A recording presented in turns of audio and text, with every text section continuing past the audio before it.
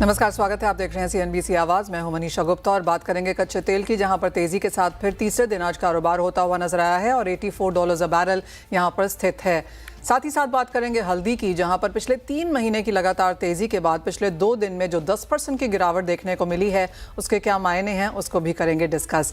इन सब पर बात करने के लिए हमारे साथ एनर्जी एक्सपर्ट नरेंद्र तनेजा हैं, NCDEX टर्मरिक प्रोडक्ट का एडवाइजरी कमेटी के member Poonam Chand Gupta and Nirmal bank securities से कुणाल शाह। आप सभी का कार्यक्रम में स्वागत है। कच्चे तेल से शुरुआत कर लेते हैं। तनेजा जी, कैसे देखते हैं अब आप यहाँ पर प्राइसेस, क्योंकि पिछले हफ्ते 7 से 8% की गिरावट दर्ज की गई है, लेकिन उसके बाद पिछले 2-3 सेशंस में यहाँ पर अनसर्टनिटी फिर से बनती हुई नजर आई है। जिस तरह से सारी की सारी यहाँ पर शर्तें ईरान ने रखी हैं, कैसे पढ़ते हैं उसे, और यहाँ से अब प्राइसेस कैसे नजर आते हैं? देखिए, जो जिसको बाजार में कुछ लोगों ने सर्टेनिटी समझा था, वो दरअसल वो ऐसा कुछ था ही नहीं। ईरान को अच्छी तरह पता लग चुका है कि अमेरिका बहुत डेस्परेट है और उनके पास बहुत ज्यादा विकल्प है नहीं, और ऐसे हालात में ईरान जो है वो अमेरिका से अपनी सारी शर्तें मनवाना चाहता है, और अमेरिका काफी हद तक उनकी शर्तों को मानने को तैयार भी होता जा रहा है, क्योंकि उनके पास कोई विकल्प नहीं है। वो दोबारा हमला करने की स्थिति में अमेरिका है नहीं। वो जानता है उसे तेल की कीमतें कहाँ जाएंगी, उससे उनकी अर्थव्यवस्था पे क्या असर पड़ेगा, उनके इन्फ्लेशन पे क्या असर पड़ेगा। लिहाजा उनकी पार्टी बुरी तरीके से चुनाव हार जाएगी, जो आपको पता है नवंबर में होने वाले हैं वहां की संसद के। तो ईरान इस बात का अच्छी तरीके से इसका ज्यादा से ज्यादा फायदा उठाना चाहता है। बाजार को भी अब समझ में आने लगा है कि नवंबर से पहले कुछ होता नजर आता नहीं है।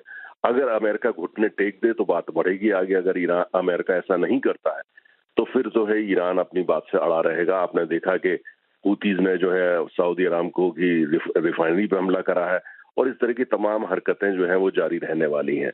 तो बाजार को समझ में आने लगा है कि भाई नवंबर से पहले तो कुछ होता नहीं है, जो भी होगा वो नवंबर के बाद ही होने वाला है। तो इसलिए मुझे ऐसा लगता है कि जो प्राइसेस है, ऐसा नहीं होगा कि पैनिक बटन दबेगा, प्राइसेस 120 140 हो जाएंगी, लेकिन इतना जरूर है कि कीमतें जो है वो जिस दिशा में जा रही हैं, वो थोड़ा सा जो ऐसा जोन है जिसमें जोन में कीमतें कम होने की गुंजाइश कम, और $110 $115 की तरफ जाने की गुंजाइश ज्यादा। वो मुझे नहीं नजर आता कि वो जो पहले हम लोग सभी बात कर रहे थे $70 भी जा सकती है, $70 से नीचे भी जा सकती है। फिलहाल उस जोन से तो बाहर निकल चुके हैं। अब जिस जोन के अंदर है उसमें अनसर्टेनिटी बढ़ेगी, कीमतें उत्तर की दिशा में ज्यादा जाएंगी, बीच में दक्षिण में आ सकती हैं, लेकिन $110 भी कभी बीच में पहुंच जाए तो कोई आश्चर्य की बात नहीं है। और आने वाले समय में और जहाजों पर टारगेट किया जाएगा, और जो है वेस्टर्न टारगेट्स उनको बनाया जाएगा, गल्फ कंट्रीज को टारगेट किया जाएगा, और इसलिए जो है इस तरह के भी हालात रहने वाले हैं, और ये कीमतों में रिफ्लेक्ट करेगा। बहुत बड़ा पैनिक नहीं होगा, लेकिन कंफर्ट नहीं मिलने वाला अभी। तो आप कहेंगे ये जो करंट लेवल्स हैं 80 के आसपास के, ये फिलहाल सपोर्ट के तौर पर काम करेंगे? इसको ऐसे देखा जा सकता है, लेकिन मुझे लगता है कि ये अगर ये बाजार में स्पष्ट होने लगता है, जो होने लगा है धीरे धीरे, कि अभी जो है नवंबर से पहले कुछ होता नहीं है, और जो ईरान इज बाइंग टाइम, तो उनको पता है कि नवंबर से पहले जितनी जब बातें हैं वो अमेरिका से जो है वो एक्सेप्ट करा सकता है। अगर ट्रम्प साहब मान जाते हैं तो ठीक है, स्टेट ऑफ हॉर्मुज़ खुल जाएगी, तेल की कीमतें नीचे आ जाएंगी, और हो सकता है वो मान भी जाएं, क्योंकि ट्रम्प साहब की प्रायोरिटी इस समय ईरान नहीं है। उनकी जो प्राथमिकता यह है कि वो चुनाव जीते, तेल की कीमतों को नीचे लेकर के आए और अपनी अर्थव्यवस्था को ठीक कराए। तो उनकी प्राथमिकता भी ईरान नहीं रही है। तो अगर ऐसे में होता है कि वो और घुटने टेकते हैं और स्टेट और हॉर्मुज़ के लेकर के कोई डील ईरान से कर लेते हैं, फिर कीमतें नीचे आ जाएंगी। तो ये सारा कुछ जो इफ के जोन में बहुत ज्यादा है। आज की हालत में अमेरिका कहना हम नहीं मानेंगे, हम नहीं झुकेंगे, लेकिन दूसरी तरफ जैसे मैंने कहा, अमेरिका की प्राथमिकता भी ईरान नहीं रही है। उनकी प्राथमिकता चुनाव जीतना है, और अपनी अगर वो चुनाव हार जाते हैं संसद का, ट्रम्प साहब तो लेम डक प्रेसिडेंट हो जाएंगे 2 साल के लिए। लेम डक प्रेसिडेंट ईरान यही चाहता है, और दरअसल दुनिया भी यही चाहती है कि ट्रम्प साहब की सारी शक्ति खत्म हो जाए। तो इसलिए बहुत उनके लिए जो अस्तित्व की लड़ाई, और ऐसे में अगर उनको कहीं झुकना पड़ता है, स्टेट ऑफ हॉर्मुज़ पर डील करनी पड़ती है ईरान से, वो कर भी सकते हैं। तो इसीलिए जो बड़ा लंबा लॉन्ग टर्म कहना मुश्किल, सारा कुछ दारोमदार जो है स्टेट ऑफ हॉर्मुज़ पे है। ईरान कहता है हमारी सारी शर्तें मान लो, ये भी साथ में मान लो कि दोबारा कभी हम पे हमला नहीं करोगे, ये भी मान लो कि आप सारा डैमेज चुका है उसका पे करोगे। हो सकता है ट्रम्प साहब मान भी लें, क्योंकि उनके लिए तो अस्तित्व की लड़ाई बन चुकी है इस समय। Well absolutely. आगे जाकर अगर प्राइसेस यहीं पे रहते हैं तो ये मान के चला जाए कि इन्फ्लेशन कंसर्न्स बरकरार रह सकती हैं? मुझे लगता है कि इन्फ्लेशन का कंसर्न तो बरकरार होगी, क्योंकि हॉर्मुज़ पे डील हो भी जाती है, वो खुल भी जाता है। उसके बाद भी देखना पड़ेगा कि जो गल्फ के कंट्रीज हैं उनकी रिएक्शन क्या होती है। आपने देखा उनकी रिएक्शन तो पैनिक रिएक्शन हो रही है। उन्होंने पाकिस्तान, टर्की, सऊदी अरब आ गए हैं, सुन्नी अलायंस बन रहा है, सुन्नी नेटो बन रहा है। यूनाइटेड अरब एमिरेट्स अलग दिशा में जा रहा है, तो इजिप्ट कहीं और जा रहा है। इजराइल का कहना है हम नहीं सुनेंगे बियॉन्ड ए पॉइंट अमेरिका की। तो हालात तो कुल मिलाकर के जो है वो ऐसे हैं कि इसको अभी तेल के बाजार में कंफर्ट आया वो तो आने वाला नजर नहीं आता। और स्टेट ऑफ हॉर्मुज अगर जो खोल देते हैं अमेरिका में, ईरान को सरेंडर कर देता है, तो देखना होगा कि फिर सऊदी अरब की क्या रिएक्शन होती है, कुवैत की क्या रिएक्शन होती है, इराक की क्या रिएक्शन होती है। ऐसा नहीं कि कीमतें 120 पे पहुंच जाएंगी, लेकिन कीमतों में जो थोड़ा बहुत जो बेचैनी है, एंग्जाइटी है, वो बरकरार रहने वाली। जब एंग्जाइटी होती है, हमने ये देखा है कि फिर जो है कीमतें कहीं भी जाती हैं। तो मुझे बहुत ज्यादा ऊपर नहीं जाएंगी, लेकिन 80, 90, 100 ये जो आपको मतलब $78 से लेकर के और 105 का जो बैंड है वो लेके हमको चलना पड़ेगा। बहुत बड़ा लगता है, लेकिन हालात इस तरीके से पता नहीं अमेरिका क्या करेगा।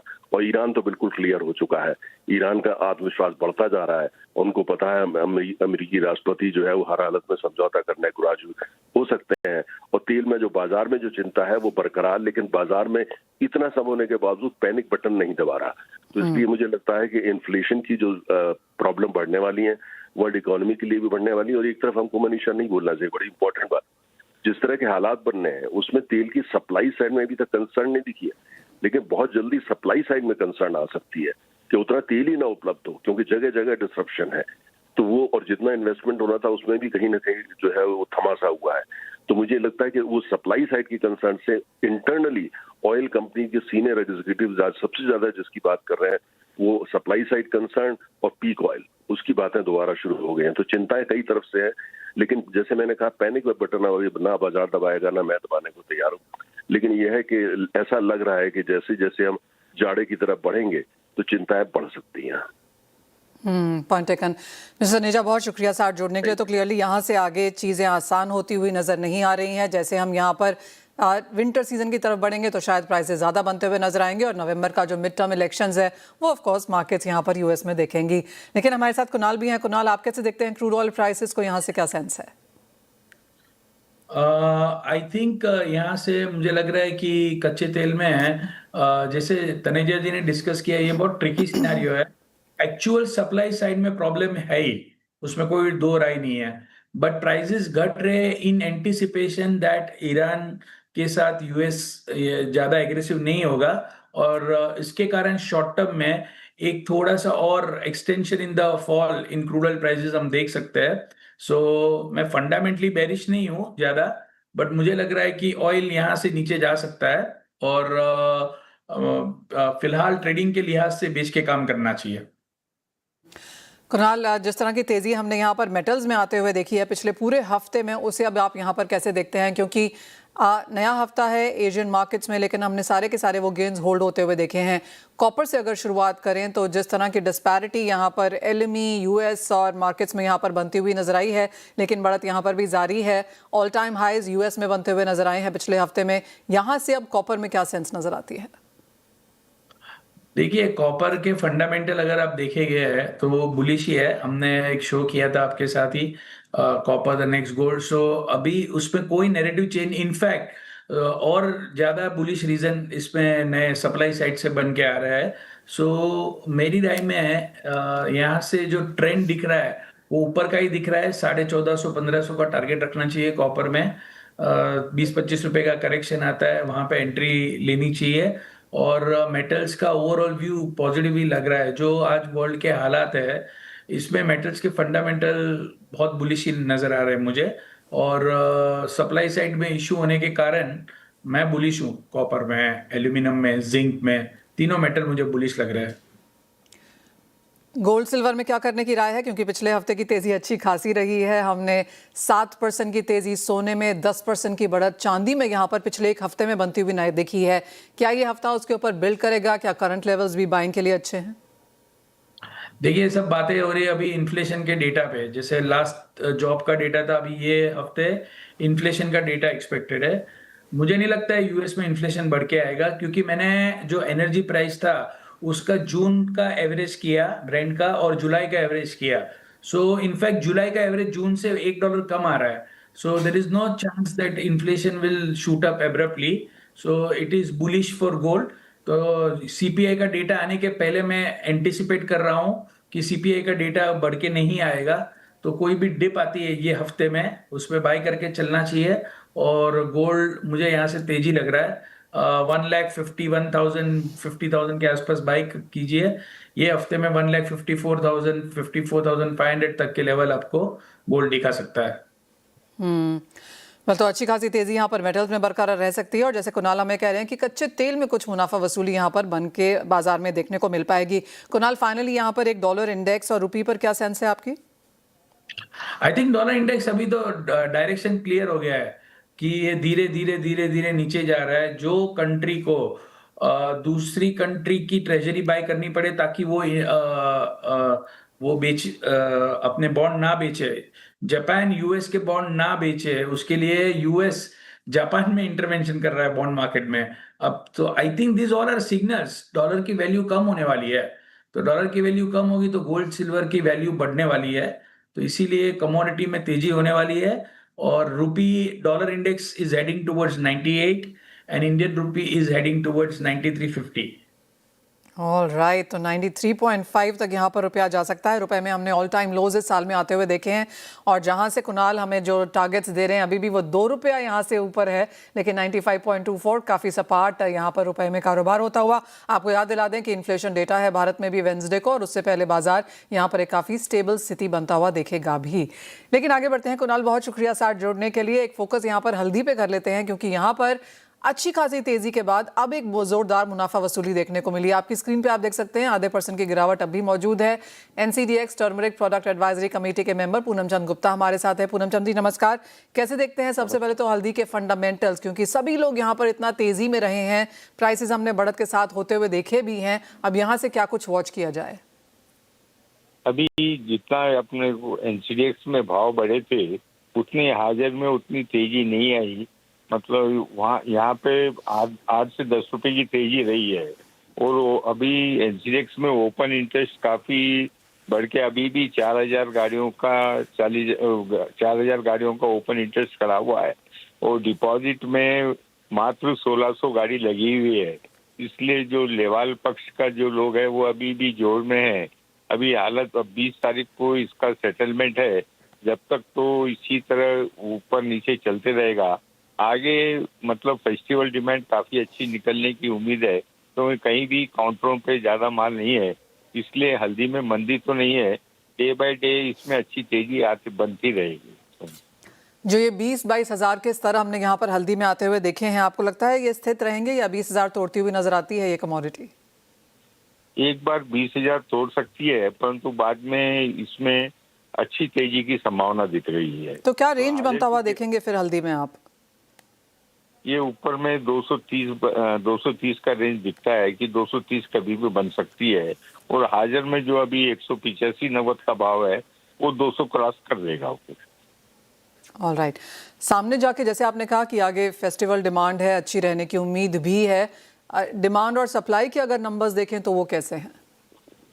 सप्लाई खाली मराठवाड़ा में हिंगोली, बसमत, नांदेड़ ये बेल्ट में सप्लाई अच्छी है, परंतु बाकी सभी मंडियों में सांगली, रोड, निजामाबाद में काफी कम है। तो इसके वजह से भी मतलब तेजी का रुख अच्छी तरफ बनते जा रहा है।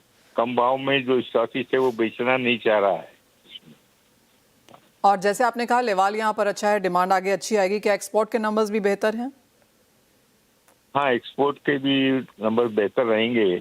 और डिमांड अभी थोड़ी है, परंतु डे बाय डे काफी इंक्रीज हो जाएगी। काउंटरों पे माल नहीं है कहीं भी, जितने भी सेलिंग सेंटर है खाली है।